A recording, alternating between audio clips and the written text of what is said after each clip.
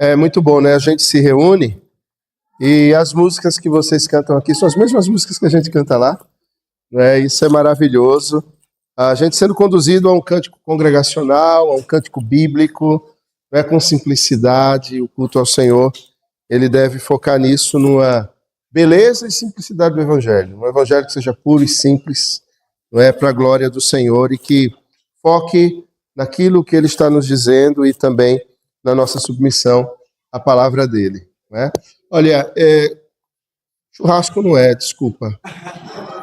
Não é cozinhar, não é. Né? A minha terceira filha fez 12 anos no mês passado, dia 22 de setembro. Aí, no domingo, eu disse assim, filha, o que é que você quer de presente amanhã? Ela disse, papai, eu quero que você faça um cozido. Vocês sabem o que é cozido? Né? Ela disse, você quer com que carne? Pai, eu quero com chambaril. Sabe o que é chambaril? Chambaril é aquele osso buco. Né?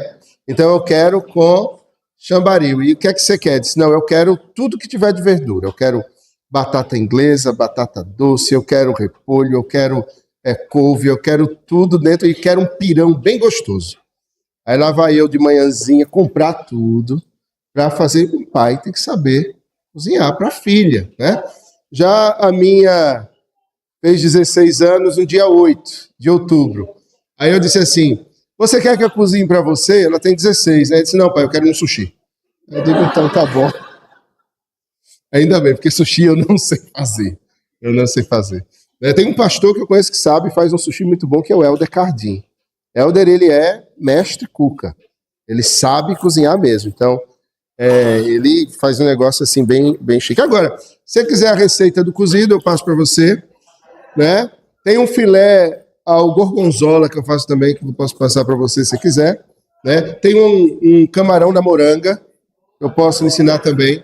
Se você quiser aprender a moqueca baiana, capixaba eu não sei fazer não, e também eu prefiro a baiana. Com azeite de dendê eu lhe ensino também a fazer. Você me chama aí na sua casa, compra os ingredientes que eu vou e faço. Né?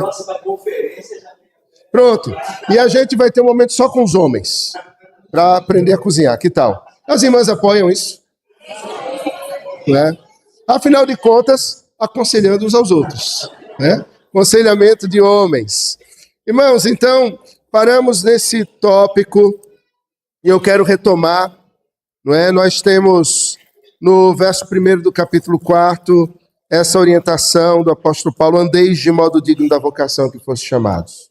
Depois ele faz, não é, uma comparação dizendo agora, não andeis como andam os gentios, na vaidade dos seus próprios pensamentos. E ele diz agora como é que nós vamos viver do modo digno da vocação em oposição à maneira como os gentios andam. E a maneira como isso se dá é com esforço, é com uma vigilância, com uma ação que nós chamamos de despojamento e revestimento. E ele vai dizer, olha, para caminhar assim, se vocês aprenderam a Cristo, vocês precisam se despojar do velho homem. Irmãos, nós temos um cadáver dentro de nós. E esse cadáver, nós arrastamos ainda, ele não está completamente morto, no sentido de não ter ainda alguns gritos e alguns horrores. É um cadáver ambulante, é um zumbi. Sabe aqueles monstros de The Walking Dead? É aquilo ali, apodrecido e querendo carne. E querendo morder e comer a todo custo. Ele vai ferir e engolir os seus próprios filhos, se deixar. Ele vai engolir a pessoa que ele amava outrora. Esse cadáver ambulante está em nós e nós precisamos tê-lo como um grande inimigo. Nós temos 3 inimigos. A carne, o mundo e o adversário. O primeiro deles é esse cadáver, é a carne.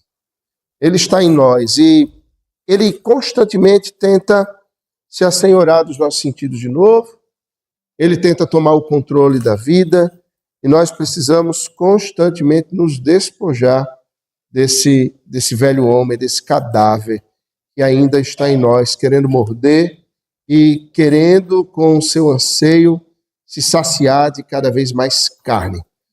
Tiago vai chamar isso de os prazeres que militam na vossa carne. Prazeres, desejos, ansiedades, preocupações, que nos levam a ansiarmos e cobiçarmos. E ele vai trabalhar isso, Tiago, no capítulo 1, da sua carta, falando que a cobiça é gerada no coração, e isso gera, então, pecado, e o pecado, uma vez consumado, gera a morte. No capítulo 4, ele vai dizer, cobiçais e nada tendes. É uma cobiça, ou a cobiça como um elemento, um sentido que abarca todos esses desejos do coração de termos, de alcançarmos, de chegarmos em algum lugar pelos nossos próprios esforços, e nós estamos, então, até mesmo prontos a negociar coisas que são muito caras e cedermos aos ídolos funcionais que estão no nosso coração. E Paulo vai dizer, você precisa se despojar disso. Esse termo é um termo próprio para um ambiente que estava feito às batalhas e às guerras. Alguém se reveste ou alguém se despoja para uma batalha.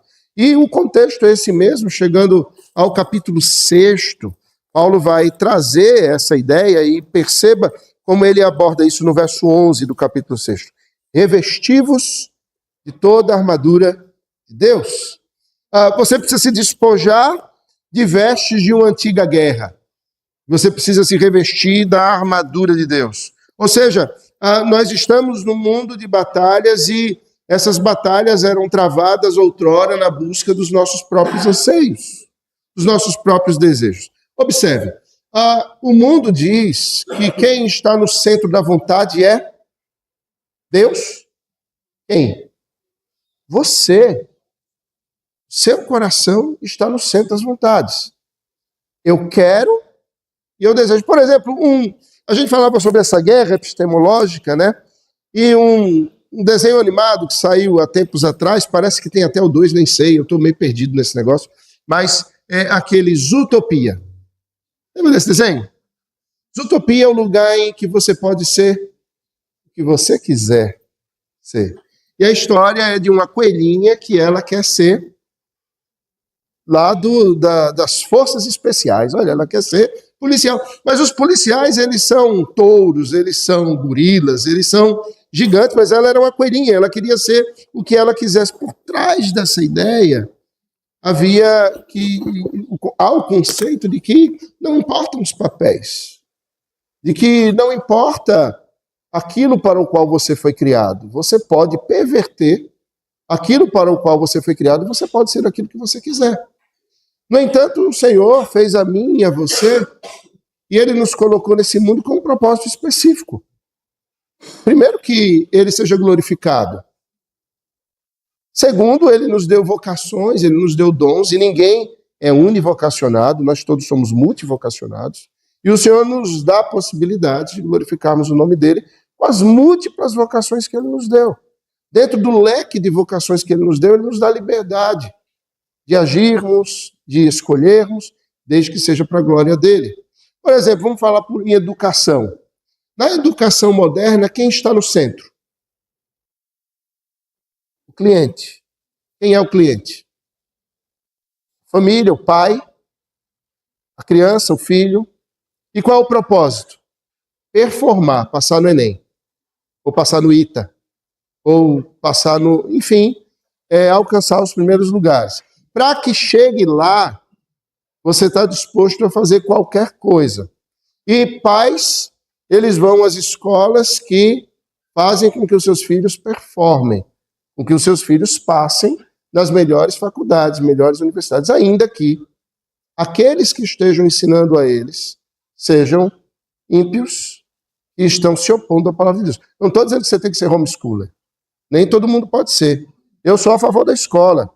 Eu fui presidente do Colégio Agnes, que hoje é Mackenzie Agnes em Recife, por 10 anos. Hoje eu estou no conselho da Universidade Mackenzie, trabalhando a questão de escola. Faço parte da comissão de educação. Sou a favor da escola.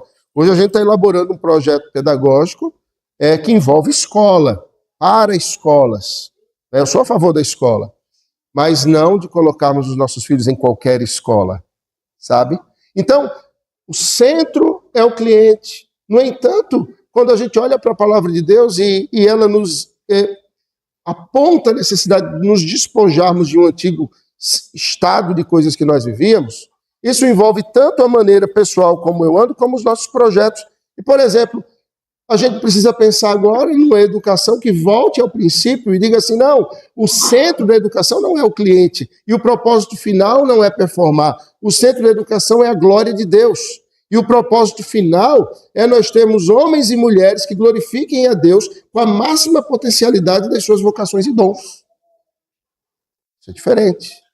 Isso faz com que disciplinas estejam conectadas e faz com que, sendo conectadas, nós observemos a criação e, ao estudar matemática, estudar física, ao estudar línguas, ao fazer uma análise sintática ou morfológica, nós olhamos e dizemos como Deus é sábio e maravilhoso, ó profundidade das riquezas, tanto da sabedoria como do conhecimento de Deus. E nós glorificamos ao Senhor, porque toda a sabedoria vem dele, volta para ele, e tudo está conectado. A minha filha de hoje, 16 anos, há uns 2 anos atrás, ela não gosta de matemática.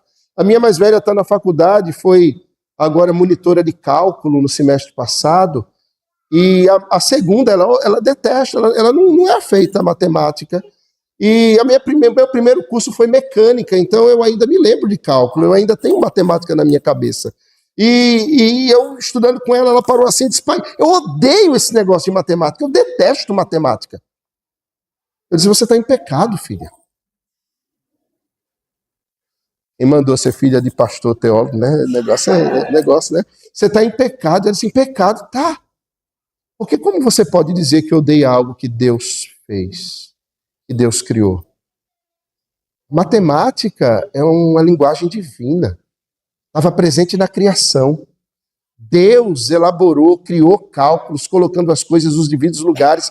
E ele aplicou isso à física, ele aplicou isso à química, ele aplicou isso às regras da biologia, ele aplicou isso ao universo. Tanto que os gregos, sem entender que havia um Deus sentado no trono, ele diz a matemática é a linguagem dos deuses.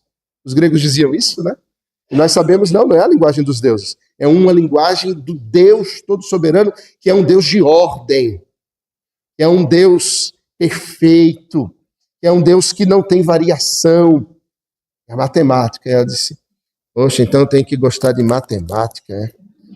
Filha, talvez não seja a sua principal vocação, mas você tem que ter a capacidade e tem que se envolver no esforço de aprender essas coisas e dizer como Deus é extraordinariamente belo. Despojar-se de um antigo pensamento do como nós avaliávamos que as coisas funcionavam. Porque nós nos casamos, como nós criamos os nossos filhos, por que nós interagimos uns com os outros, há intencionalidade nisso. Por que nós viemos à igreja ou por que nos acordamos no domingo, na segunda-feira de manhã para seguir a vida.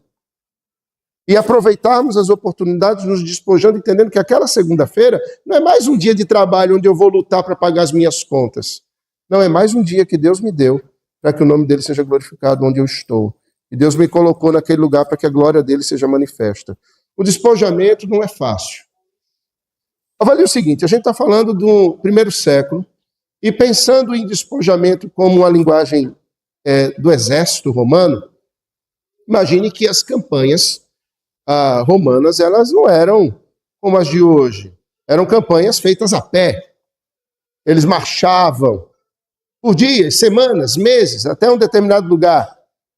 Se era num ambiente já de guerra estabelecida, não havia tempo, não havia lugar para se tomar um belo de um banho, trocar a bela da roupa.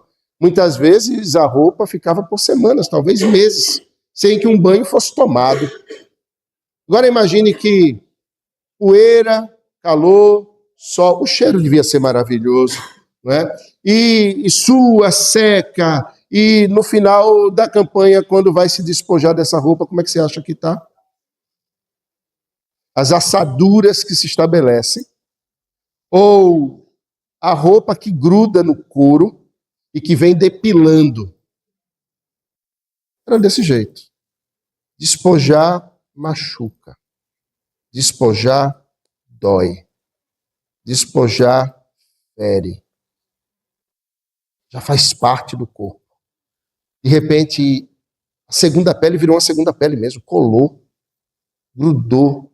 E, por vezes, era necessário essa pessoa entrar num tanque com ali uma essência para que aquilo fosse tirado aos poucos. E aquilo ardia e machucava. Quando Paulo está dizendo a essa igreja e a nós que nós precisamos nos despojar, ele está falando uma linguagem que eles conheciam. Isso não é fácil. Tirarmos coisas que há muito tempo estão entranhadas na nossa alma, no nosso coração, na nossa mente. Sabe aquelas coisas que, de repente, nós crescemos entendendo que era desse jeito? Você já viu aquele negócio assim? Mas, pastor, eu sempre fiz assim. Sempre foi assim. E eu vou morrer assim. Gabriela.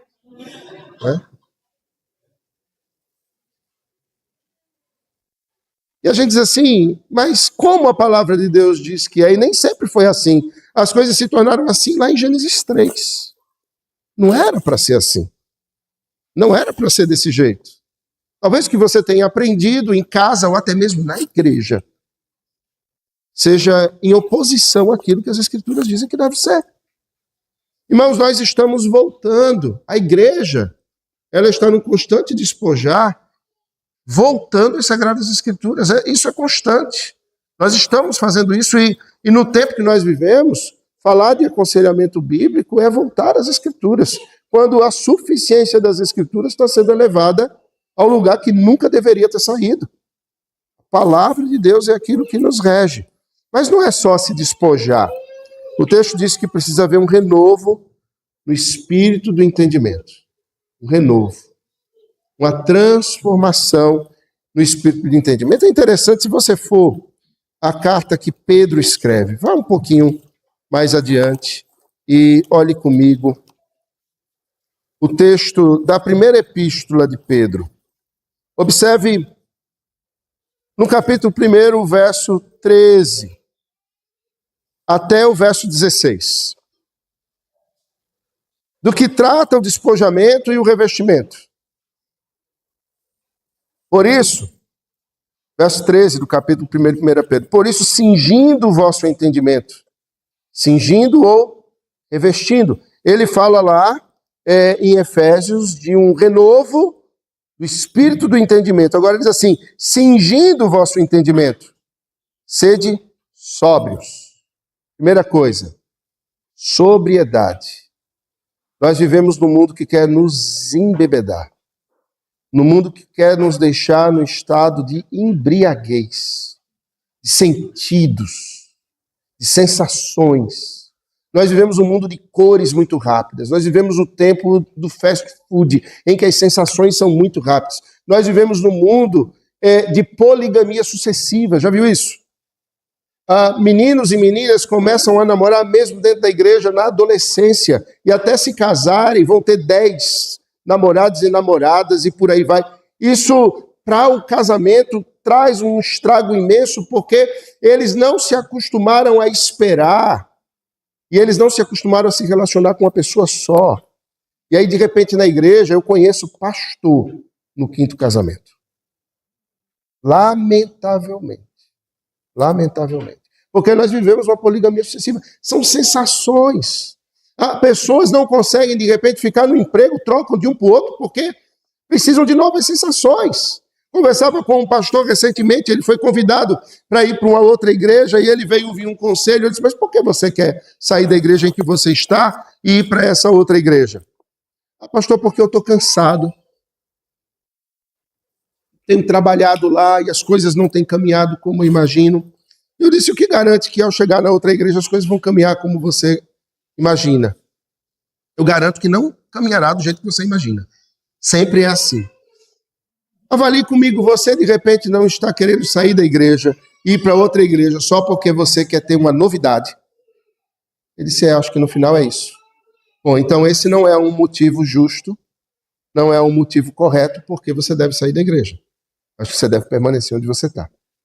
A não ser que o Senhor fale, olha, encerrou, você concluiu o trabalho, vai para outro. Mas até mesmo pastores vivem nessa sensação, na busca de uma novidade. Nós vivemos na busca de novidade. Nós corremos o tempo todo para o worship, por exemplo. Porque músicas precisam ser renovadas o tempo todo. Pastor, vai cantar essa música de novo? Israel tinha 150 salmos e cantava eles o tempo todo. E não tinha nada novo. Era isso que eles cantavam. A palavra de Deus, ela era repetida o tempo todo. Em Deuteronômio 6 diz que ela precisa ser falada de manhã, ao acordar, durante o dia ao andar e à noite ao deitar. Repetição, repetição, repetição. Essa é a regra da palavra de Deus. Mas nós buscamos novidades, nós buscamos sensações e nós precisamos observar que muitas vezes estamos embriagados por esse tipo de coisa. Embriagados com mensagens que trazem novidades e que não são novas no sentido das boas novas do Evangelho, mas que trazem novas ideias e novos pensamentos. Ele fala de esperar inteiramente na graça que vos está sendo trazida na revelação de Jesus Cristo. Isso é exatamente o oposto dessa ansiedade que nós vivemos, mas de esperar, esperar é o ato de quem tem esperança. E falávamos sobre isso mais cedo. A esperança que está posta em Cristo. A esperança que está posta na revelação dele. Como filhos da obediência, nós nos amoldamos às paixões que tínhamos anteriormente. Veja a mesma linguagem da nossa ignorância. E Pedro leu a carta aos Efésios e pegou a ideia de Paulo e trouxe aqui. Ele usa os mesmos termos. Não vos amoldeis às paixões que tinhas anteriormente na vossa ignorância. Sejam sóbrios, esperem. Isso é se manter em algo que nós recebemos, nos mantermos em algo que existia antes de nós, nos mantermos em algo que é mais antigo do que nós e que vai sobreviver quando nós partirmos, que é o Evangelho. E essa demanda é muito séria, porque a nossa geração está num momento crucial para a igreja, em que ou nós legamos uma geração mais forte do que a nossa, para ir adiante firme no Evangelho, ou nós vamos deixar uma geração mais frágil do que a nossa, e a igreja em Caraí, a igreja em Boa Viagem, a igreja presbiteriana do Brasil, ela vai ruir. Isso é histórico, gente. Isso é histórico. Olha para a Europa. Eu estive lá na igreja onde Lutero teve na Dieta de Worms. Quando eu chego na igreja, os vitrais da igreja, os vitrais da igreja são todos pintados com temas do progressismo. No mural de avisos da igreja tem um cartaz LGBT. E ainda é uma igreja. Outras não são mais igrejas. Um templo na Alemanha, de manhã, é um templo budista e à tarde é um templo Hare Krishna. Outrora foi um templo cristão. Outro virou uma academia. Outros viraram bares. Na Inglaterra, a mesma coisa. A mesma coisa. A história, ela se repete. E a pergunta é, o que aconteceu? Eles abandonaram a suficiência das Escrituras e o conselho que eles ouviram uns dos outros não foi mais a palavra de Deus. O conselho que eles passaram a ouvir foi um conselho de uma sociedade progressista, dizendo: aquilo que as Escrituras dizem não nos serve mais, é antigo, não se aplica aos nossos dias, não se aplica à nossa vida. E eles se submeteram a isso, foram embriagados pelas sensações de um humanismo, de que nós podemos ser o que nós quisermos nas utopias, e se perderam nisso. Nosso entendimento precisa ser transformado. E no verso 16, nós chegaremos ao que o Senhor quer, ser de santos, porque eu sou santo, diz o Senhor. Esse é um termo que é repetido, o Senhor fala no Antigo Testamento, o Senhor fala no Novo Testamento, a exigência da santidade. E essa exigência da santidade nos leva ao renovo e nos leva ao revestimento do novo homem, criado segundo Deus em justiça e retidão, procedentes da verdade. Criado segundo Deus para quê? Veja o verso 10º do capítulo 2 de Efésios.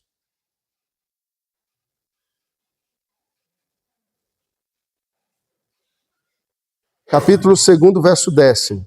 Pois somos criação dele, ou feitura dele, criados em Cristo Jesus, para as boas obras, as quais Deus de antemão preparou para que andássemos nelas. Verso 10º do capítulo 2.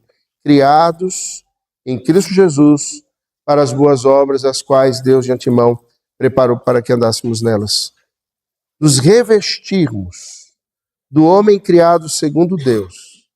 Esse homem é criado segundo Deus em justiça, na justiça de Cristo, numa retidão procedente da verdade, ou numa retidão procedente de Cristo, para as boas obras. Boas obras são essas. As boas obras, irmãos, são a forma como nós vivemos, como nós andamos. Essas boas obras, elas são apresentadas nos nossos relacionamentos, elas são apresentadas lá fora, quando nós estamos na nossa profissão, elas são apresentadas na igreja, elas são apresentadas na família, nas nossas decisões. E nós precisamos, ao olharmos uns para os outros, vermos boas obras. E precisamos nos impulsionar mutuamente na direção das boas obras. Nós precisamos aprender a não tomarmos decisões sozinhos e colocarmos a nossa vida no escrutínio uns dos outros, para que nós não sejamos enganados pelo nosso enganoso e corrupto coração. Se há algo que nós precisamos guardar, é o nosso coração, porque dele procedem as fontes da vida. Ou seja, os nossos caminhos, a direção que vamos trilhar, tudo isso vem do nosso coração. E São Calvino de Genebra já dizia, né? O coração é uma perpétua fábrica de ídolos. Quantos tem aí no seu coração? Gente, no meu é tanto que eu nem sei quantos são, já perdi a conta. São tantos. São ídolos funcionais. O que é um ídolo funcional? É o ídolo que faz com que nós andemos, que nós trilhemos um caminho. Obrigado, meu irmão, você é um santo, Deus te abençoe. Um galardão gigante para ti lá no céu. A gente vai morar um do lado do outro lá. E eu te convido aí na minha casa a comer cozido, lá no céu. Vai ser feito de folha, eu acho, mas não vai ter.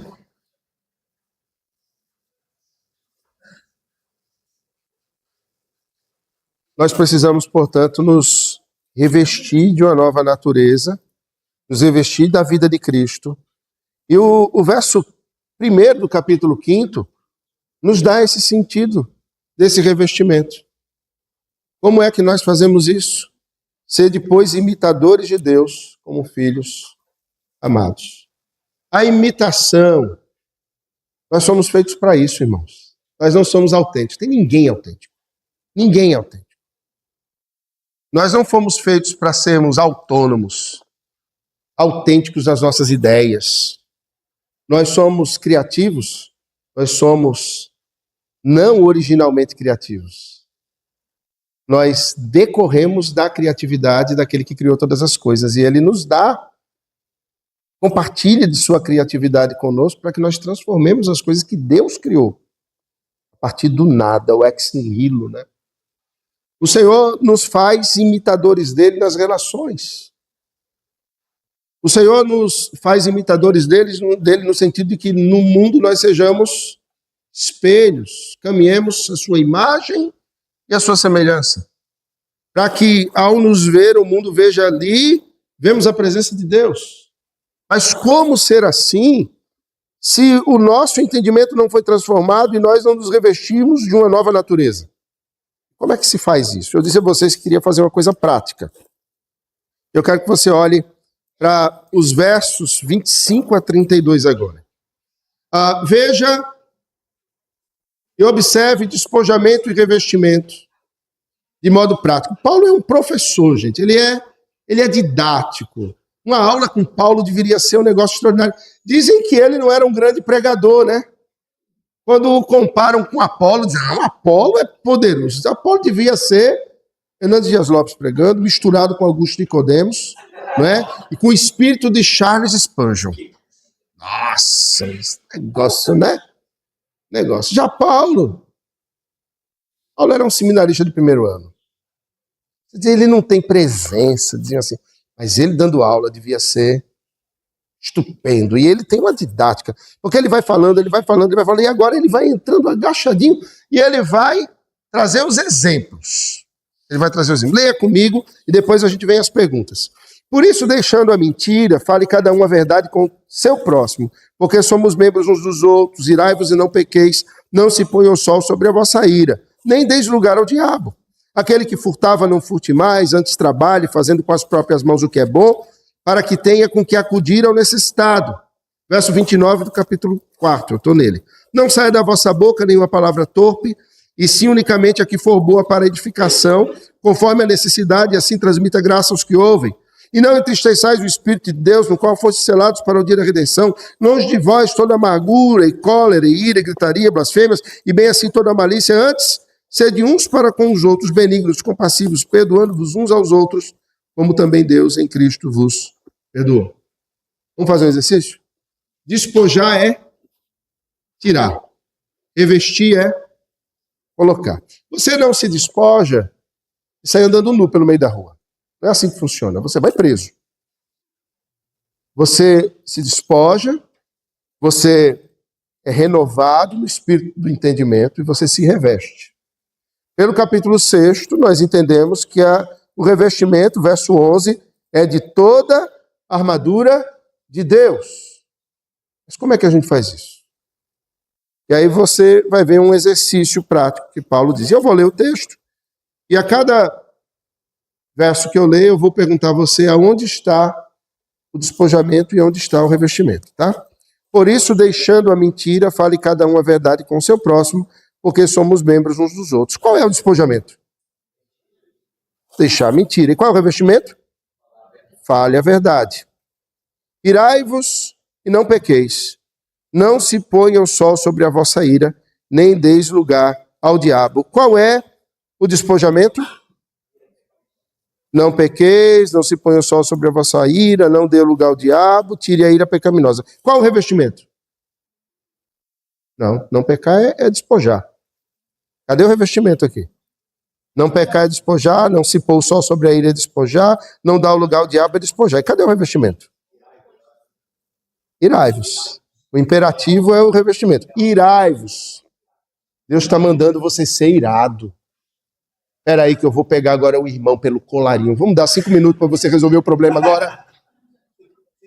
5 minutos para você pular, todo mundo em cima do pastor, bate, dedo no olho, dedo no nariz, arranca a orelha, morde. Né? Não é essa a ira. Irmãos, o verso 1 do capítulo 5 diz o que lá? Sede, pois, imitadores de Deus como filhos amados. Esse é o foco. Deus é um Deus que se ira. Deus é um Deus irado. Contra o quê? Contra o pecado. Contra aquilo que se opõe à palavra dele. Contra aquilo que se opõe ao caráter dele. Contra aquilo que vai contra a sua santidade. Deus é irado com o mundo que tem um punho erguido contra ele. Não é assim? Contra o que nós nos iramos? Contra o pecado. Contra o mundo do pecado. Contra as coisas que são postas contra Deus. Tem um desenho animado, antigo, chamado Popeye, lembra? Popeye era o cara mais pacífico da face da terra, não era?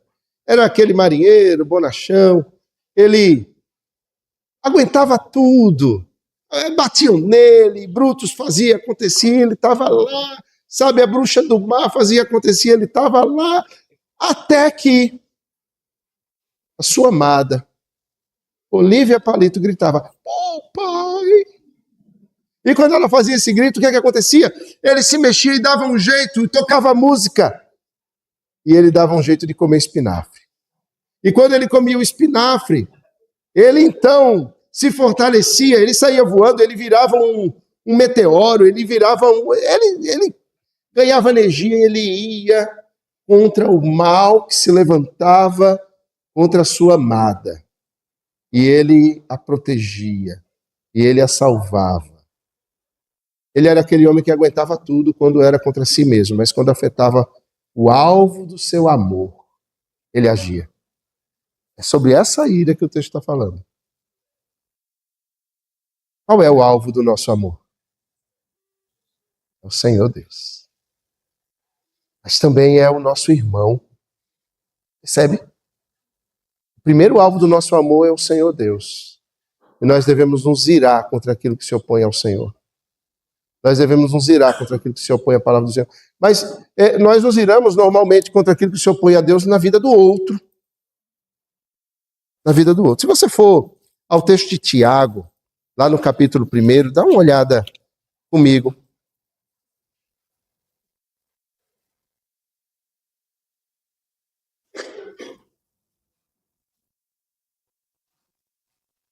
Irmãos, veja que coisa maravilhosa é a linguagem da palavra de Deus, como ela se conecta de forma impressionante.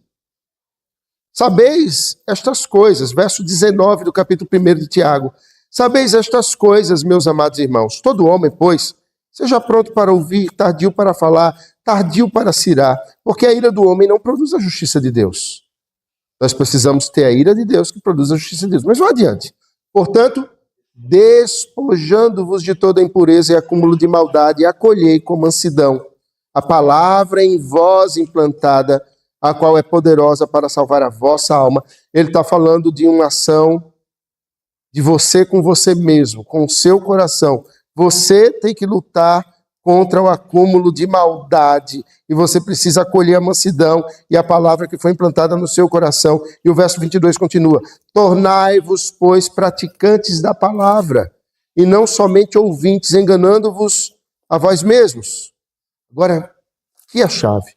Porque se alguém é ouvinte da palavra e não praticante, assemelha-se ao homem que contempla no espelho o seu rosto natural, pois a si mesmo se contempla e se retira e para logo se esquece de como era a sua aparência. Mas aquele que considera atentamente na lei perfeita, lei da liberdade, o evangelho, e nela persevera, não sendo ouvinte negligente, mas operoso praticante, esse será bem-aventurado no que realizar.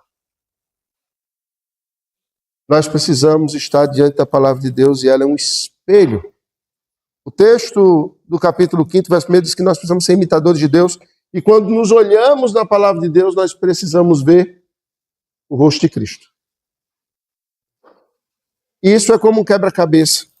Nos olhamos na palavra de Deus e nós precisamos nos encaixar nela. Mas por vezes nós olhamos e as peças não se encaixam, porque nós estamos distantes de sermos aquilo que nós deveríamos ser. Isso começa em nós. O Espírito que opera em nós, nos levando à ira e à tristeza do pecado na nossa própria vida.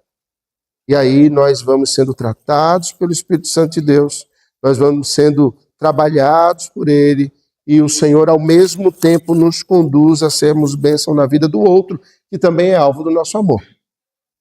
Porque amamos ao Senhor Deus e o Senhor Jesus diz que nós amamos a Deus quando nos amamos uns aos outros, e assim é que saberão que o Pai o enviou ao mundo. Nós temos um amor mútuo. E nesse amor mútuo, e amarmos uns aos outros, e amarmos a Cristo, porque aqueles que amam a Cristo amam a sua igreja, amam a sua noiva, e aqui está a noiva.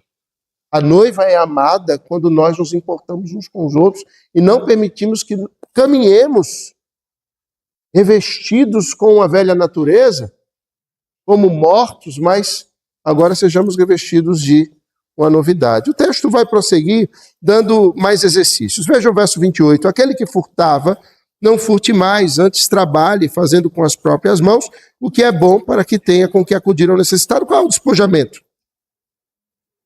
Não furte mais. Qual é o revestimento?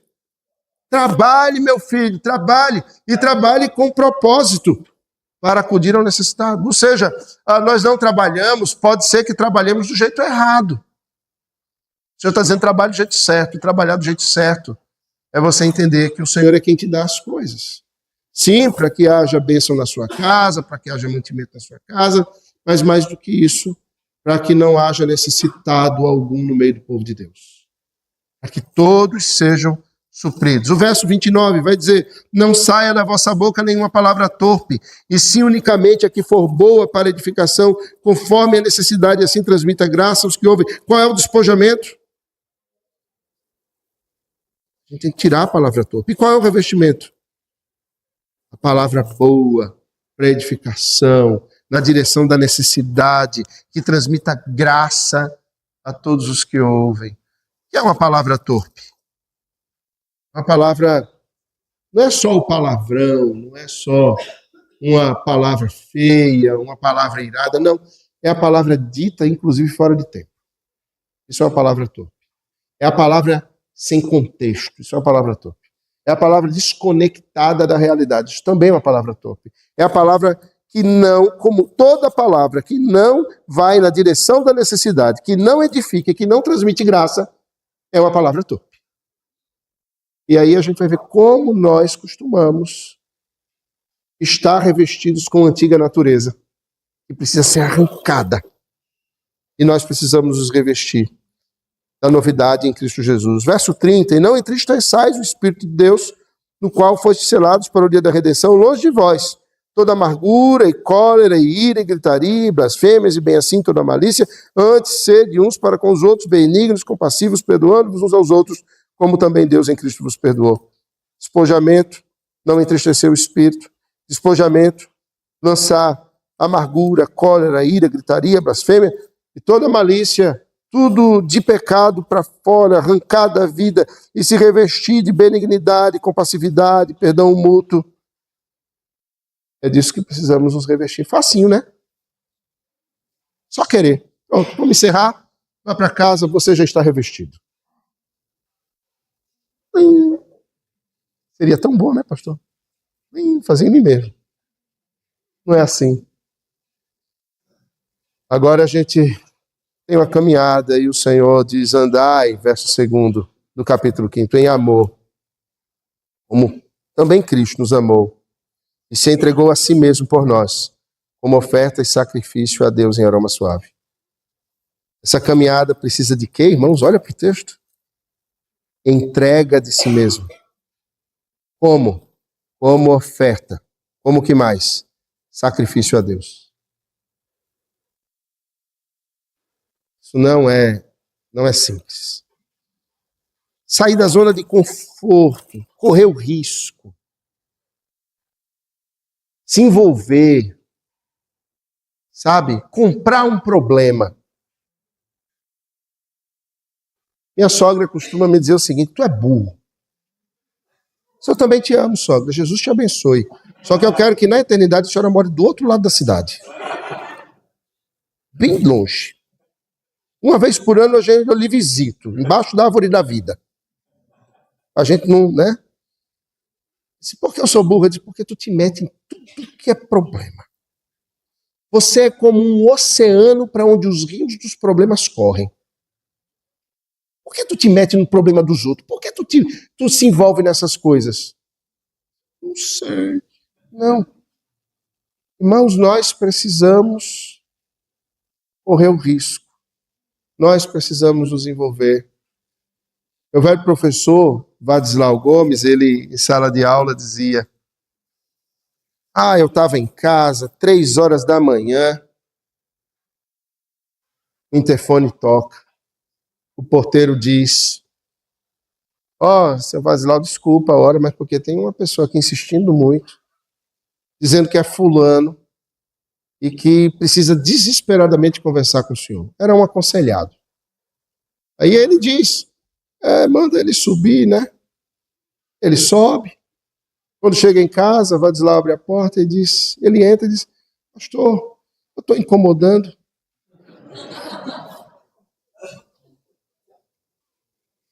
E Vadislau disse, é claro que está me incomodando, meu filho. Eu estava dormindo no melhor do sono, às 3 horas da manhã, e você chega aqui e tira um velho como eu da cama. É claro que você está incomodando, é claro. O irmão baixou o rosto e disse, mas você é meu irmão, você pode me incomodar.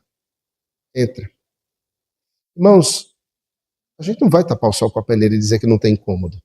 Tem incômodo, é chato. Eu não vou mentir para vocês. Tem dia que eu vou para o gabinete dizendo assim, Senhor, leva esse povo, ou me leva. Eu não vou mentir não, Jesus conhece meu coração, ele que tem o poder sobre a vida e a morte, vocês que não querem me matar, né? Mas tem dia que eu digo, Jesus, eu vou conversar com essa pessoa de novo, minhas energias vão pelo ralo. Eu já saí de casa cabisbaixo, o que foi? Querida, é que eu tenho um atendimento hoje, vai sugar minhas energias.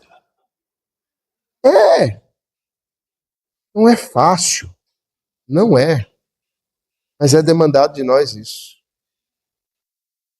Nos envolvermos, nos entregarmos, irmãos, estarmos conectados e E temos esses passos não porque nós queremos ser bonzinhos, mas isso é uma oferta que imita o sacrifício de Cristo. E sabe de uma coisa? Nós já morremos com Ele e ressuscitaremos com Ele, e não será demandado de nós que nós sejamos pregados na cruz, na qual Ele foi pregado no nosso lugar.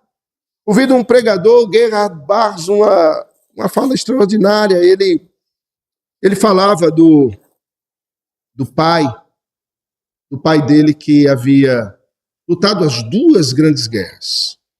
Na Primeira Guerra Mundial, como um mero soldado. Na Segunda Guerra Mundial, agora, como um oficial graduado.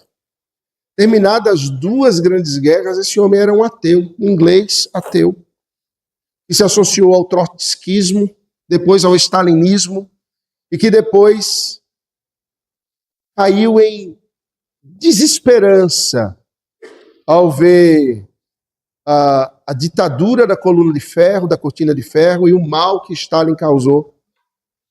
A cortina da ideologia marxista desabou diante de seus olhos e ele se tornou um homem amargo. Bars, ele conhecia o Senhor, ele havia sido discípulo de Francis Schaeffer, havia estudado em Labrie, passado um tempo na Suíça com Francis Schaeffer, e na época que eu conheci Gerhard Bars, ele era o presidente da associação Francis Schaeffer lá nos Estados Unidos.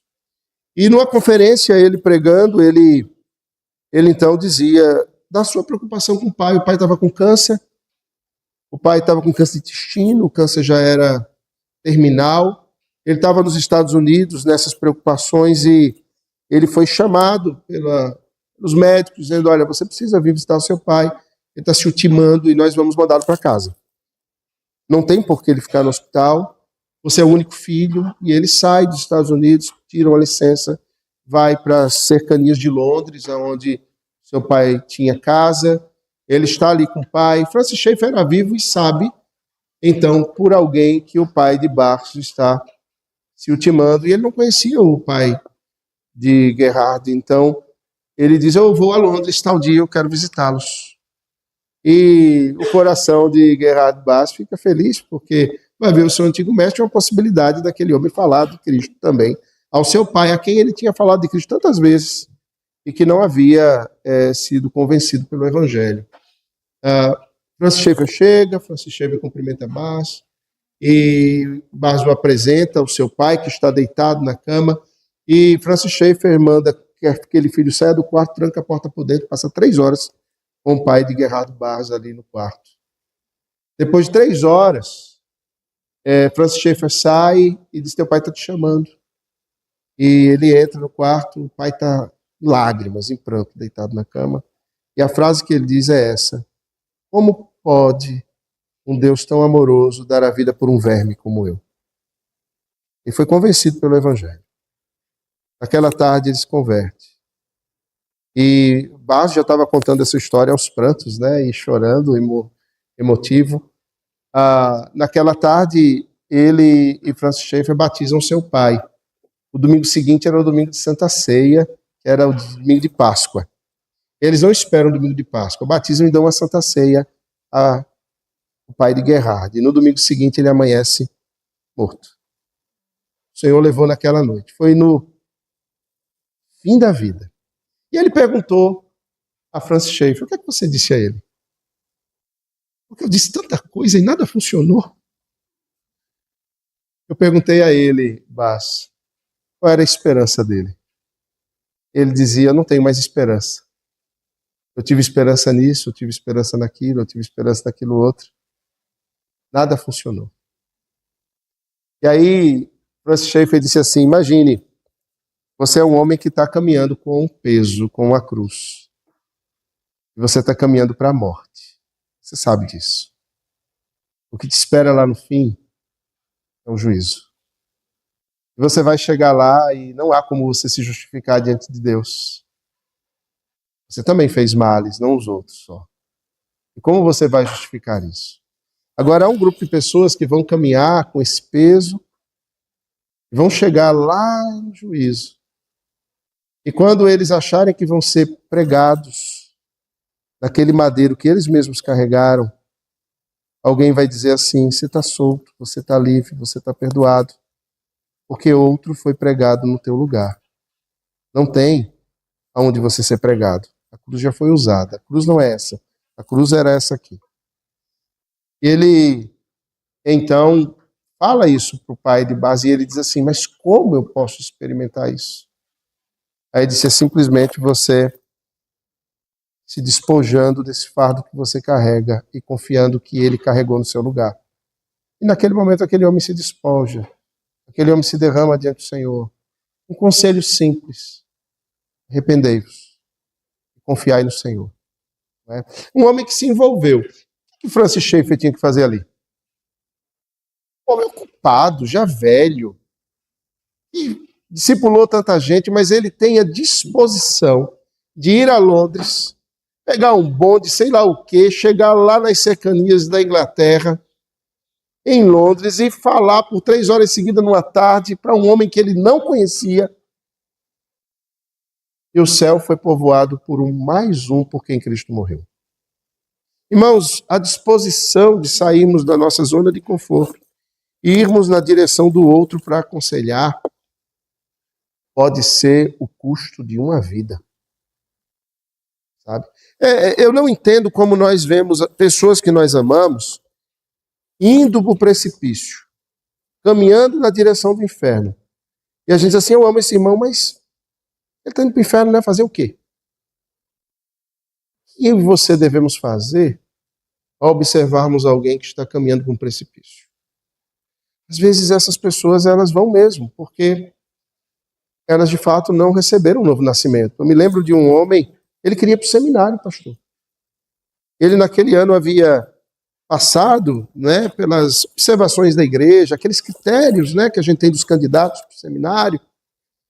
E no final daquele ano, a esposa trouxe uma notícia. Ela estava grávida, mas ele a estava traindo com a mulher grávida de outro homem. E ele disse que ia deixá-la, a outra mulher grávida do outro, ia deixar o marido também, e ele ia se juntar com aquela mulher. Aquele homem deixou a esposa, deixou o seu filho, aquela mulher deixou o marido, deixou, e veio para o seu filho para se juntar com outro, que era pai de outro, e veio confusão. Eu já me confundi todo. Pecado confunde, né? É uma loucura. Como é que um homem deixa a esposa grávida do seu filho para se juntar a uma mulher grávida de outro homem? E nós chamamos, eu mesmo elaborei o texto para a sua disciplina eclesiástica. E o conselho se reuniu como tribunal e ali a gente, os presbíteros e os demais pastores falavam com ele, dizendo: se arrependa, você está indo para o abismo, você está indo para a morte. E a resposta dele foi: eu sei que eu estou indo para o abismo, mas eu não consigo deixar de ir para lá. Eu sei que eu estou indo para a morte, mas eu não consigo deixar de ir para lá. E todos nós choramos. E ele chorou também, mas continuou caminhando para o abismo. Haverá momentos, irmãos, que nós chegaremos com aconselhamento. Não vai funcionar. Só o Espírito Santo de Deus pode mudar. Só Ele pode operar transformação. Lemos ainda o texto no verso 15. E ele vai dizer: portanto, vede prudentemente como andais, não como necios, sim como sábios. Mais uma vez o termo andar está presente, né? E agora ele fala que nós precisamos ser prudentes. Como ele repete isso? Ande, não ande, ande. Ande de novo. Ande de forma prudente. E aqui vai a chave de uma coisa: remindo o tempo. O que é remir? A gente, quando pensa em remissão, a gente pensa logo na salvação. Isso o que significa o termo, etimologicamente falando? Significa pagar um preço. Pagar o custo necessário pelo tempo. Conta a história que Abraham Lincoln chega no mercado de Greenville, que era o maior mercado de venda de escravos dos Estados Unidos, no meio das plantações dos senhores de algodão no sul das Américas, e ele entra naquele naquele Teatro dos Horrores, e uma escrava está sendo vendida, ela era bonita, desnuda naquele lugar. Os senhores de escravos estavam disputando-a. Ela já havia passado na mão de alguns e agora ela estava sendo vendida como um pedaço de carne. E o fim dela era atender os desejos da carne daqueles homens. E Abraham Lincoln entra e compra aquela escrava num preço que os senhores não podiam pagar. Ele ia e vinha, né? Ele ia ao norte dos Estados Unidos, a Nova York, e ele amealhava dinheiro, ele voltava para o sul e comprava escravos, e ele vivia fazendo isso.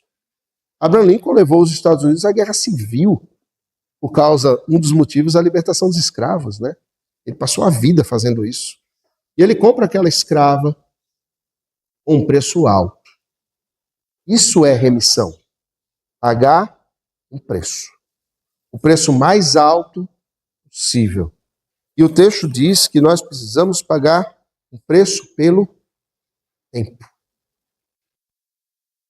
Irmãos, nós precisamos ter pressa. O tempo está correndo. E nós estamos desperdiçando o nosso tempo.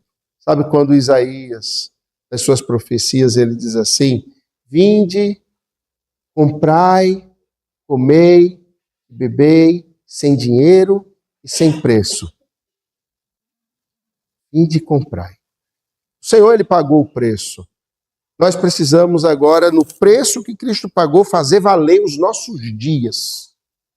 Fazer valer os nossos dias.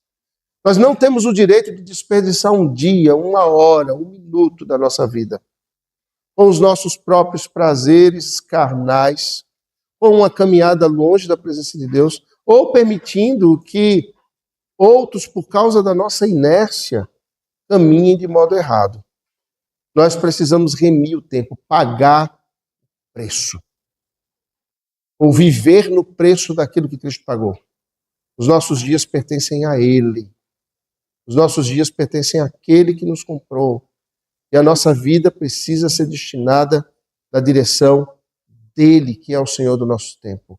É o Senhor da nossa vida. Ele é o Senhor da nossa juventude, Ele é o Senhor da nossa infância, Ele é o Senhor da nossa vida adulta, Ele é o Senhor do nosso casamento, o tempo que temos de lazer. E sim, a gente deve ter lazer, a gente deve ter a contemplação, a gente deve trabalhar, mas todas essas coisas devem redundar na glória de Deus e nós não podemos perder tempo. No lazer, nós estamos contemplando e crescendo na presença do Senhor, influenciando pessoas. Eu aprendi com Elias Medeiros, né? Aonde vai, fala do Evangelho, não perde tempo. Eu tenho alguns restaurantes em Recife com os quais eu costumo ir, e quando eu chego, um garçom sempre traz um pedidozinho de oração. Pastor, esse veio lá da cozinha. É bom, porque eu sou melhor tratado nesses restaurantes.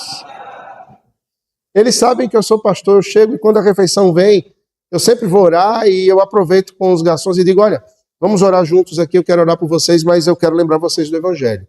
Aquilo que a gente já conversou. Como é que está a vida? Em um minutinho eu apresento o plano de salvação. Tem uns que eu sou mais duro, eu me lembro num restaurante que eu disse, olha, acho que o nome dele era Isaías, e eu digo, rapaz, você tem nome de profeta, esse é minha mãe é da Assembleia de Deus, e você, eu estou desviado, muito bem, está indo para o inferno. Né? O que vai ser da sua vida se ao final desse dia você atravessar a rua e for atropelado? Para onde você vai? Aí ele saiu, né? O próximo que veio trazer a refeição já foi outro. Aí o pessoal que estava comigo, ele foi para casa chorando, não conseguiu nem voltar para servir a gente. Né? E aí eu oro por eles, tal.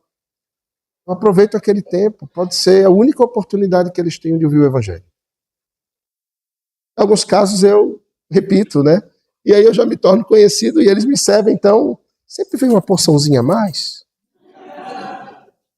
Sempre eu sou atendido primeiro.